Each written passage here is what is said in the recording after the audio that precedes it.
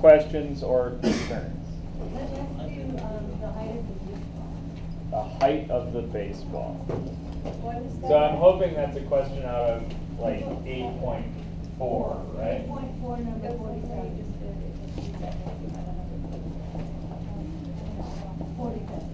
40.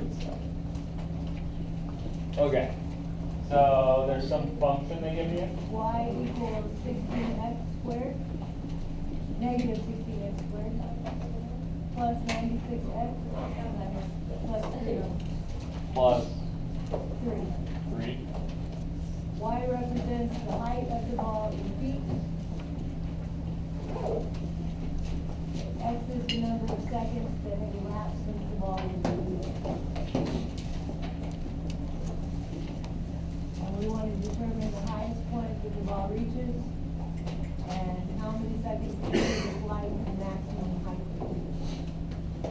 Okay, so I want, max height. When? Okay, the highest point the ball reaches, Okay. and then determine how many seconds into the flight the maximum height is reached. Yeah? Yes. Okay. Why, was that one easy to everyone else? That's No. what I didn't know. There's only one question here, Oh. right? There's 3 different things that they asked me to find, but these are all the same thing. They're all related to this highest point kind of idea. Okay. My vortex. Yeah, so I should look for the vertex. Vertex. Vertex. Okay, so let's see.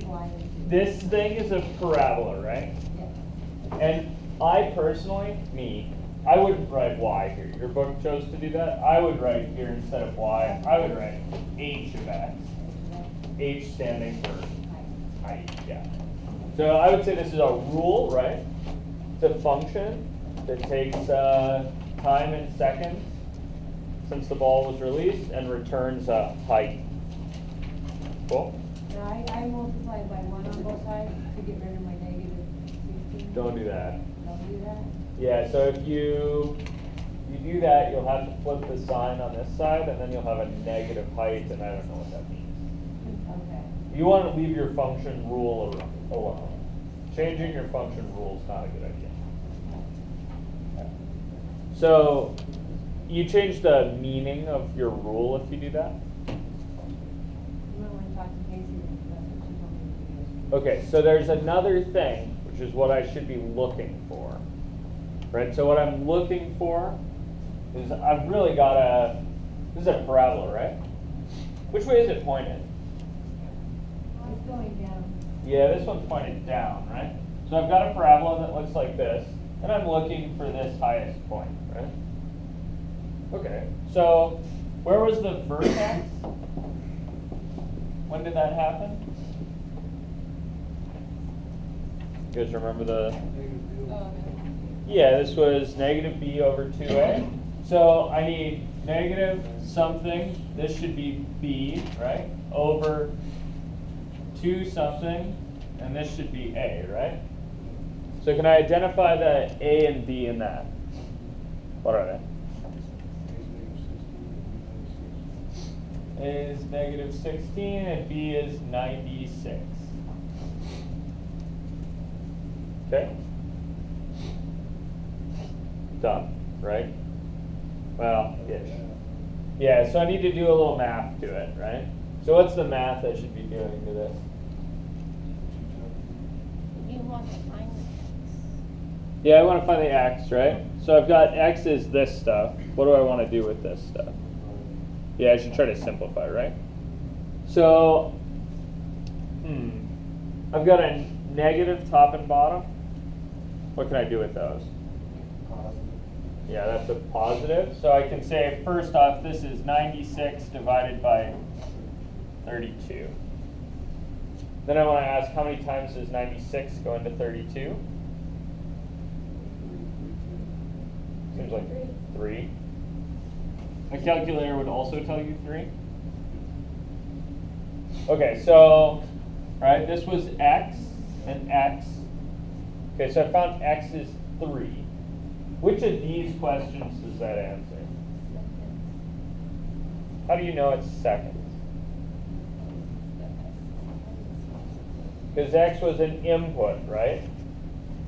And I'm thinking about my rule, right? So my rule took seconds over here and made them into heights, right? This was my rule that I called H, that your book called Y. Yeah? So I found out that this thing takes 3 seconds and turns it into a height, right? You see that? Okay, and it turns it into a special height. Which height does it turn it into?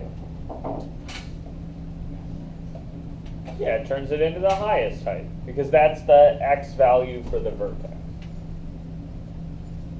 So what I found out, right?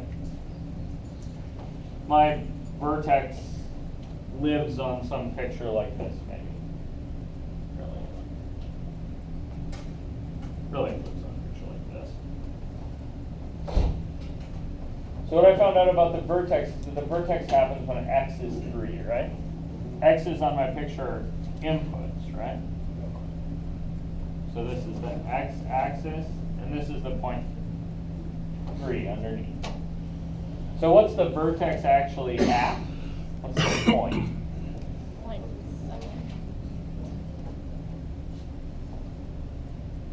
The vertex is a point, right?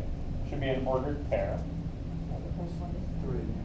The first one is 3, and then because it's on the graph, what's the second one?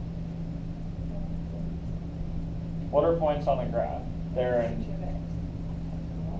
x, comma, not y, but h of x, right? In this case, they're an input, comma, output pair, right? So in this case, they're a x, comma, h of x pair.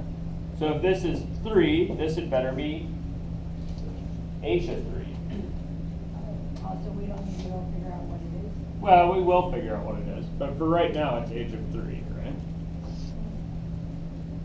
So if I want to know what the actual value is for h of 3, I better calculate h of 3. So how do I calculate h of 3? Yeah, I go back to my rule and I put in 3's for the x's. So I get minus 16 times 3 squared plus what? 96 times 3 plus 3. This last 3 wasn't part of the rule, or was part of the rule, right? That wasn't one of my inputs. You guys okay with that? Okay. How do I simplify this?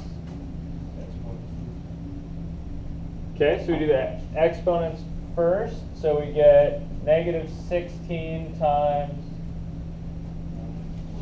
9 plus 96 times 3 plus 3. And then what? Okay, we should do negative 16 times 9 is negative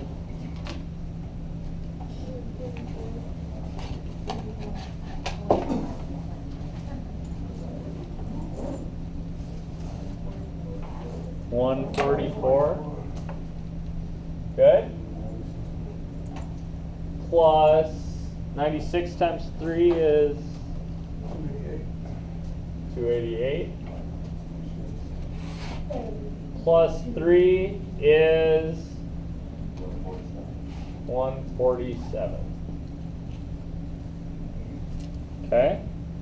So that's saying this point over here, right at the top, the vertex, was 3 comma h of 3. And 3 comma h of 3 is the same thing as 3 comma 147. Okay, so now I was asked 3 questions, right? What's a height? 3, 147. Okay, so 3 147 is a point, right? So that's a input comma output, right? So the units on the inputs for this function were seconds. The units on the output were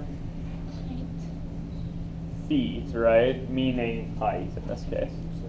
So what I found out is that 3, right, here goes to 147 over here. Right, so this is 3 seconds corresponds to 147 feet in height. Right?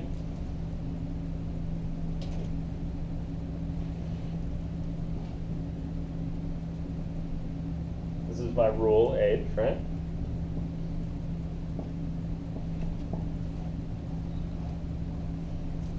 Okay. So what are the answers to my 3 questions? What's the max height? 147 is? Why is that the maximum? Because it's that's the output, right, that corresponds to the vertex, right? What was it called when, like, the top point where it stopped in the base? The dead point? Dead. Yeah, this is the dead point of the baseball. You guys remember that? The dead point is the point at which an object thrown upwards is neither going upwards nor downwards, it's just stalled. Okay. And that's what we're looking for here, right? That's the top of this parabola. So we found out this 147, that's our max height. So answering word problems, right, we should write a sentence. So I would write the max height is 147 feet. Right? The highest point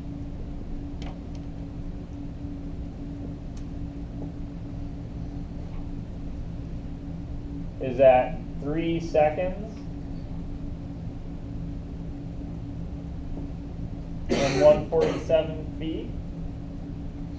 You could represent this as an ordered pair, right? 3, 147. But since I'm writing sentences, I'm going to try to write it a little bit. And then it achieves, probably spelled achieves wrong, max height,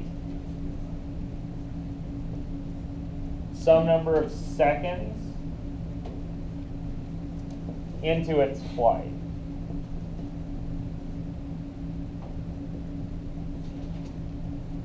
What's the sum number of seconds? Yeah, that's 3. So this is what I would call an answer for this one. So much. What's that? So that's so much. It is a lot of stuff, right? But what was the only real math we did here? Yeah, really all we did was remember the formula for the vertex. We simplified a fraction, right? What was the formula for the vertex? Negative b over 2a. Right? So what I'm thinking here is x equals negative b over 2a. And then the only other math we did was we took our x value and we plugged it into the function to get the output, right? Then we had to think a little bit, but the math was over. Yeah, the thinking part is definitely the hard part, for sure. You guys have other questions, things? Yep, 8.3. Number 5. 8.3, number 5. So that's a graph this kind of thing? Yes.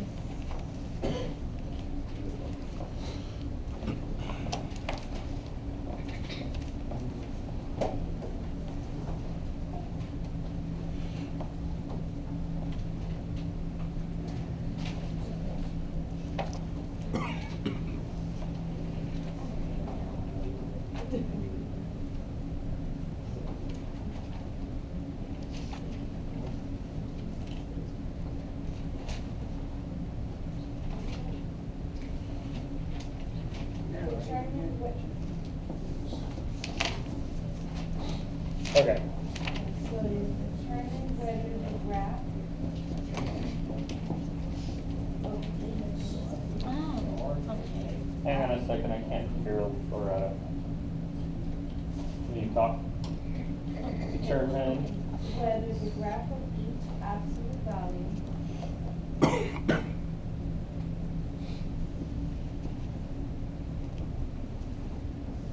function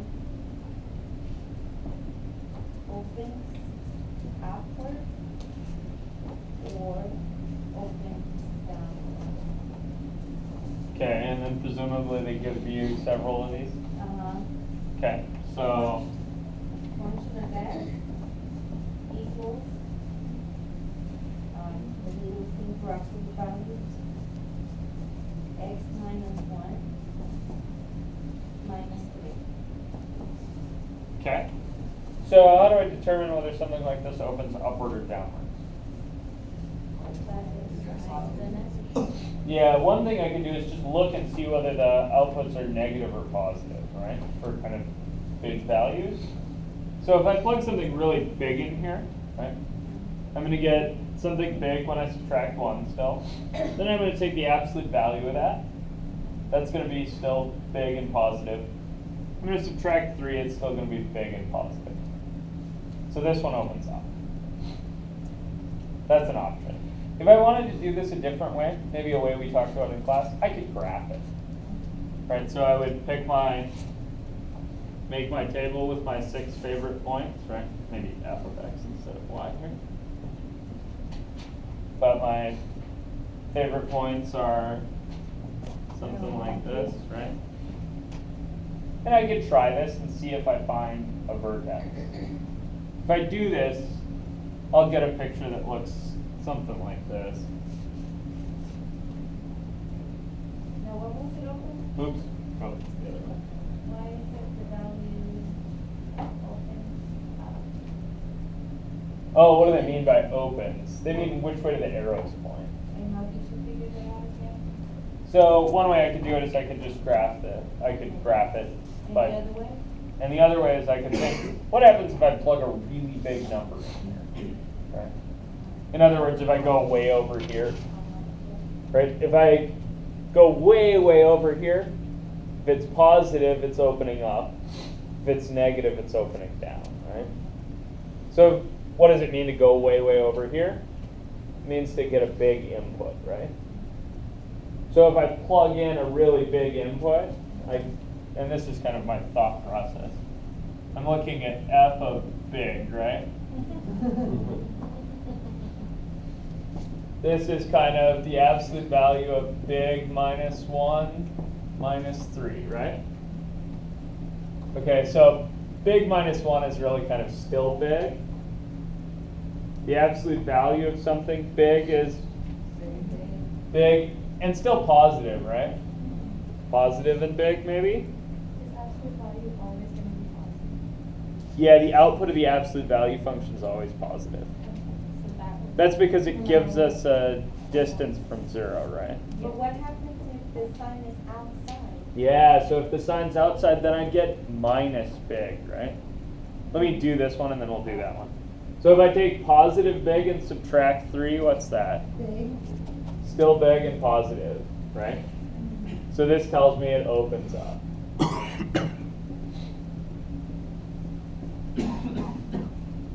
If I had, say, a different function, say g of x is negative x plus 7 plus 48, right? Just some other function. And I think, okay, I want to do this same thing, right? So I want to look at what's g of big. Really, I'm assuming big is positive to start with. Right, I'm going way over on the right for the inputs.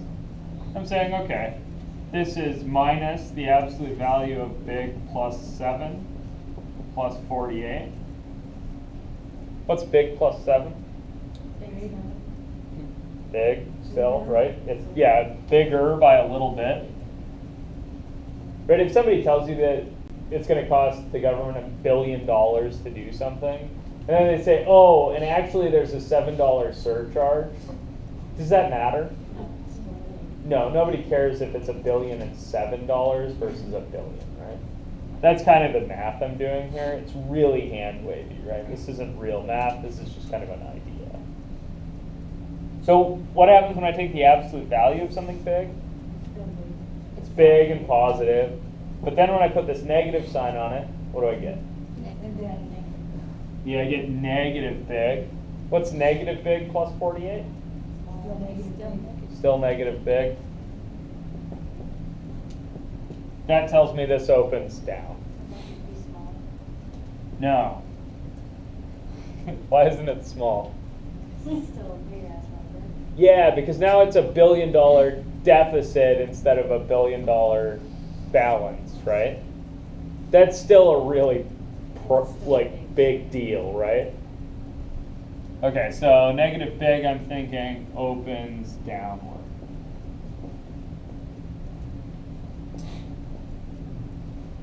So, we do this on the test instead of doing the graphing, so unless you say graphing. Yeah. Just like- Yeah, if I just want you to ask what opens up or down, yeah, do this. That's fine. It lets me know you're thinking about numbers at least. Keep in mind this is a little bit hazardous, right? Because I'm kind of erasing things willy-nilly. You have to be a little careful with these. This is a thought process. I'm saying you could think this, but if algebra or something else like graphing it tells you otherwise, probably you made a mistake in this. Okay. This is kind of the least reliable technique, but it's the fastest one. You guys okay with that? All right. You got any other questions from 8.3 or 4? Yeah. Number 53 of 8.4 is a word problem. Says a lumberyard plans to enclose a rectangular storage area pursuant to the number. One side of the storage area will be formed by a wall of an existing building, and the other 3 sides will be formed by using a fixed amount of fencing. Use the information given. Okay. Anyway, so assume the fixed amount of fencing available is 60 feet. And then A, write a function that models the area as a function of the width, and B, find the maximum area that can be enclosed with the fence. Okay. How many? So I had a building, right? Yeah. And I wanted to build some kind of a fence pen, right? I got to use one side of the building for that. Right, so I have fencing, right? How much fencing did they say I have total? 60 feet. Okay.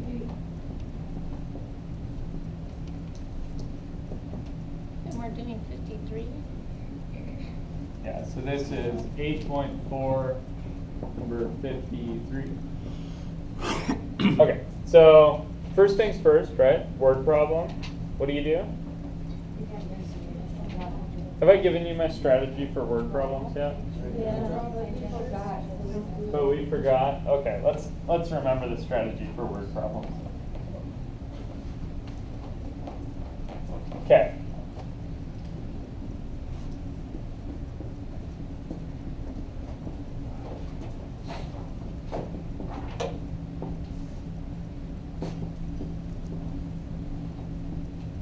Okay, so biggest deal with word problems. First things first, don't panic. Okay? Super, super easy to panic when you read one of these things because there's a lot of words, there's a lot of numbers, there's probably some anxiety about actually doing the math, right? First things first, breathe out, don't panic, it'll all be okay. If you need me to come over and tell you everything will be okay on the exam, feel free to ask me to. I will come over and tell you everything will be okay. Cool? So, everything will be okay. Okay?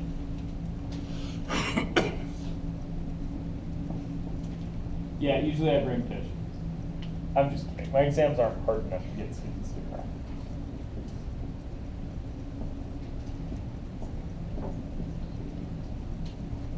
Oh, wow, I can't write. Everything is okay.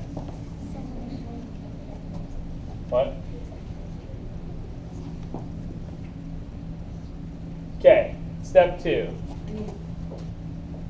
No. Find out what the Question. Yeah, so we should probably read the problem. Part of read the problem is draw a picture. But add that number two. Fine. We'll read first. I'm just going from the notes that you already told me. Guess that now I make this up as I go along.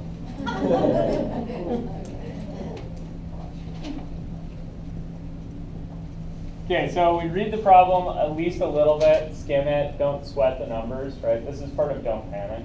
Just try to figure out, like, what is the situation even? Draw a picture of it, okay?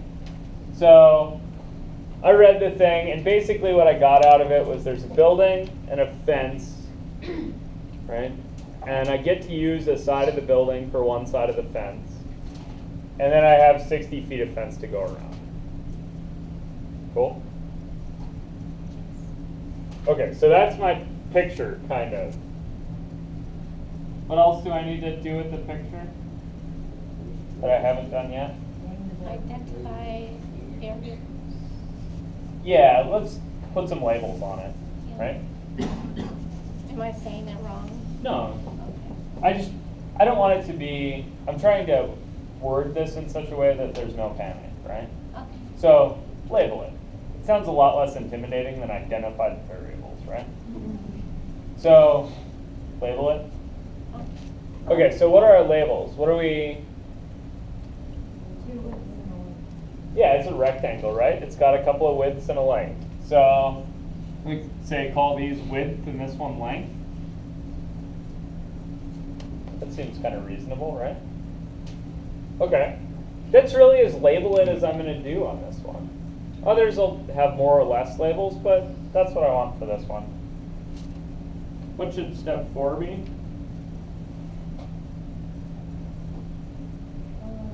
All the remaining, What's the question? all the remaining info organized. Yeah. Put them in columns. Yeah, so that's part of label it, right? Is pull some of the remaining info. This is going to be figure out what they're asking and write some math about it. Really, that's what I meant by that earlier stuff. No, so this isn't solve. This is just try to write some math.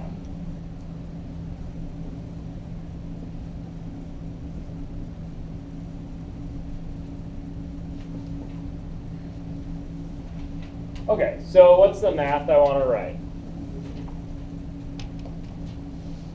On this problem, I have a labeled picture. I've extracted all the information. That was this 60 feet out fence, right?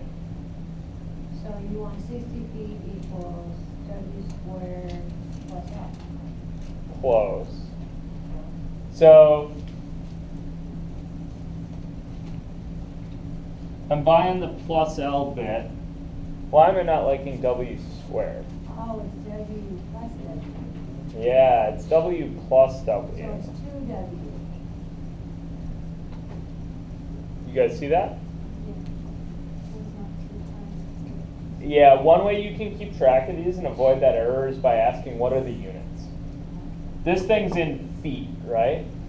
If I take a W, which is a length, and I multiply it by itself, I get an area, right? That's not going to be with feet units. That's going to be with feet squared units, square foot units. So I know that's probably not what I'm dealing with. If you did that, could you just divide by 2 and No. If I square it, badness is going to happen. Yeah, that's going to be kind of the wrong category of thing even. The reason for that is that this 60 has units feet on it, right? This thing will have, if I had W squared here, would have feet squared units, and this would have feet units, right? Adding feet squared and feet is a little bit like adding bananas and apples, right? If you're trying to call them all apples, the bananas aren't helping, right? So I don't really know what to do with that feet squared in there. Cool? So that's why I know that I shouldn't do a W squared, I should do a 2W here. Do you have to put like the formula to find the area or something? No? Like Oh, that's a great point. What am I trying to do here? Find the maximum area. I'm trying to maximize an area, right? They told me the total amount of fence I used, so I wrote that down. And then they say maximize area, right? Oh, I don't have a thing for area written down yet, so I should write one down. What's the area of this? You're gonna W plus length, I mean W plus, that's area. Length times width. Length times, okay. So this one, I should end up with square feet, right? Because it should be an area. So I should take a foot measurement of some kind and multiply by a foot measurement of another kind. You guys see that? So really here, the area of this rectangle is the length times the width. Okay, so I got this. This is two things, right? Am I used to writing functions of two things? Yeah, kind of. Can I solve this? Can I maximize a function of two things? What do I know how to maximize so far? Yeah, I actually only know how to maximize one thing. What's the one thing I know how to maximize? Solve for the length and the width. That's going to be my approach, but what's the one thing I know to maximize?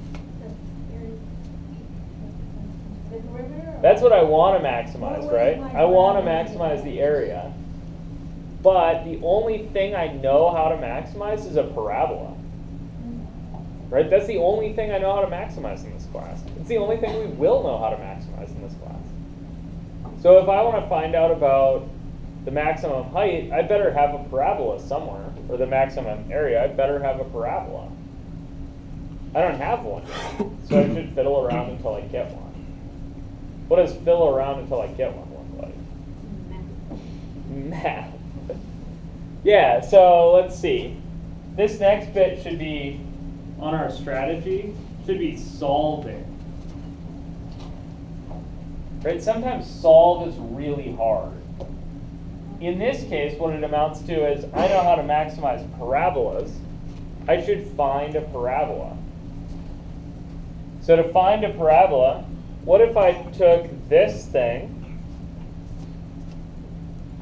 and rewrote it? So I'm going to take this equation here, and I'm going to rewrite as L equals 60, what? Minus 2W. You guys see that? Okay, now I still don't have a parabola, right? Okay, but what do I know? I know that the area is length.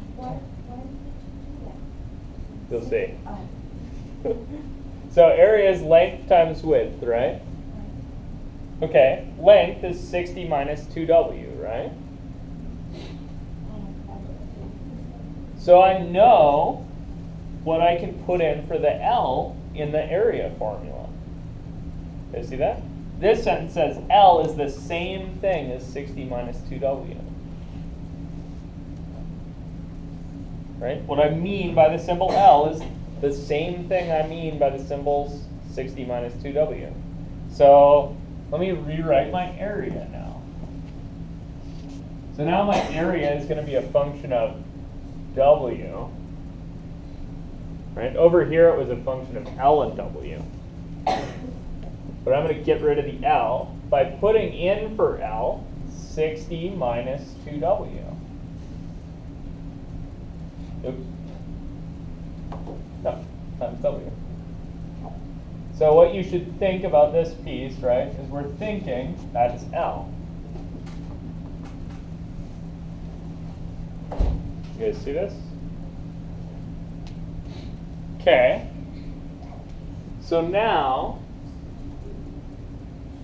what do your little fingers itch to do?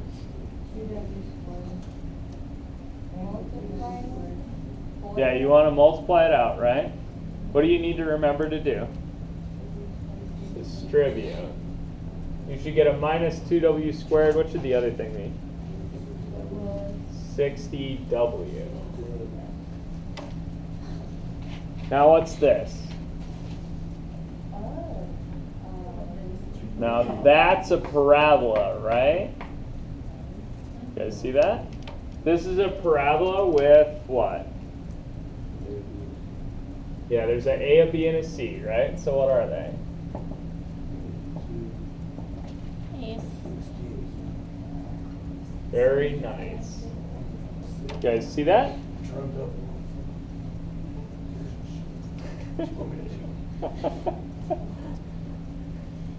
Getting a cold was the best thing that happened for your math career lately. All right, so I got this, right? Okay, so where's the vertex? Really, this is the vertex of the area, right? Is that W equals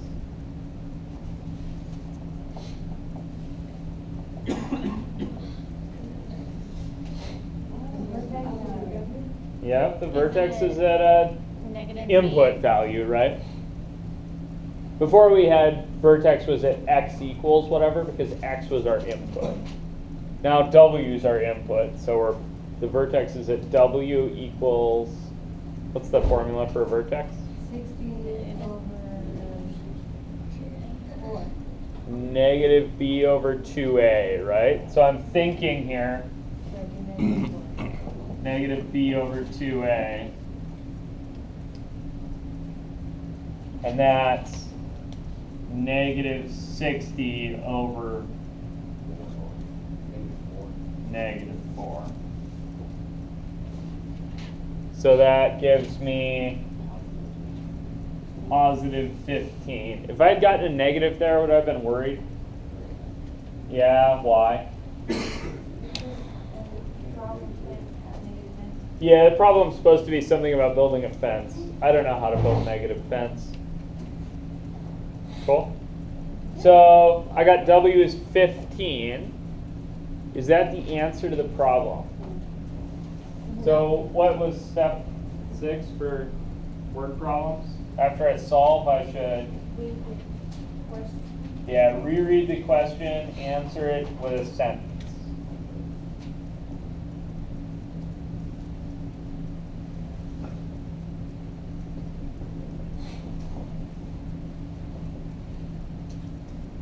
So write the function that models the area as a function of the W. Area 1. Yeah, so they asked me to write area as a function of W, right? I did that. It's right here.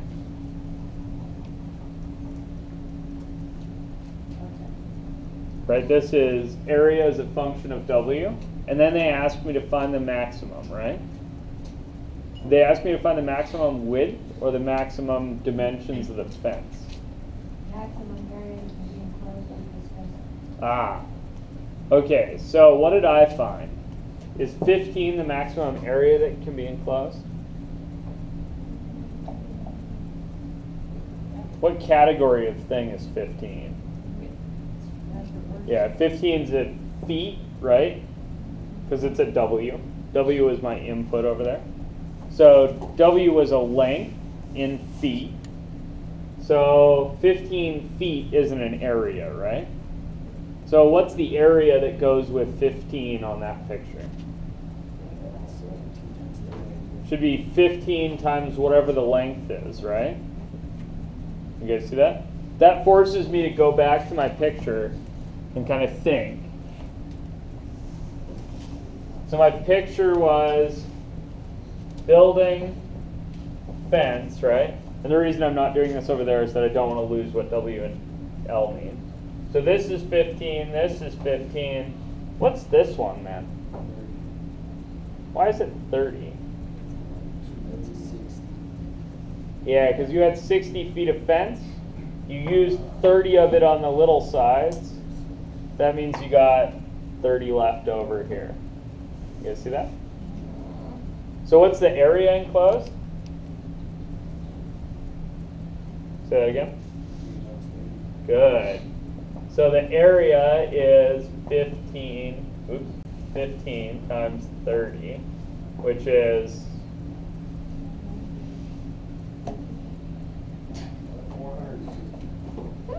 450. feet squared. Perfect.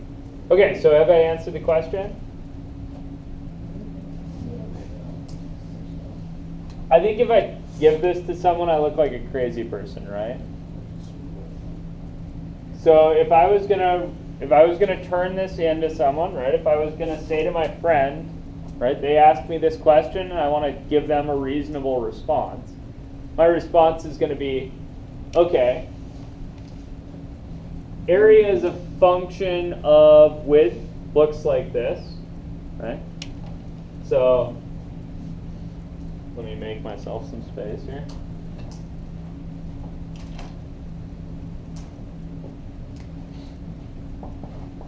Area as a function of width is A of W, or area of W, equals 60W minus 2W squared, right? Period.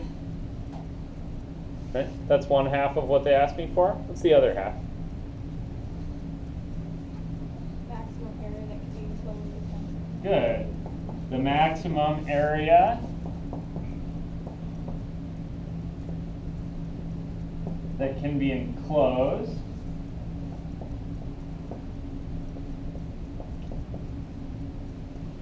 is 450 square feet. So this is the answer that I turn in. Right? This is the thing that actually gets circled. Does that make sense? Somebody asks you a question, right? You don't respond 450. Right? They don't know whether you mean $4.50 or 450 seals or what, right? So you need to kind of label your answer in a reasonable way. So I would like for you guys to answer word problems as though someone posed this question to you in a conversation, right? So you should answer in a sensical way. They can be short, right? The area is 450 is fine, right? It doesn't really show that you kind of have a grasp, but that's a reasonable sentence. Cool. One thing you guys can notice about this is that this is 2 to 1. You guys see that? If you go look at a fence that somebody's built against the side of their house, like that dog yard that somebody built against the side of my house, they're 2 to 1. People actually do this. Fencing companies always build like this because it's the biggest thing you can get. Cool? This is always true. It always comes out as 2 to 1. There's a calculus reason for that, but it roughly boils down to this thing that we just did. Cool? Questions? Thanks? Okay. All right. Let's take our 5-minute break, and then we can reconvene a bit.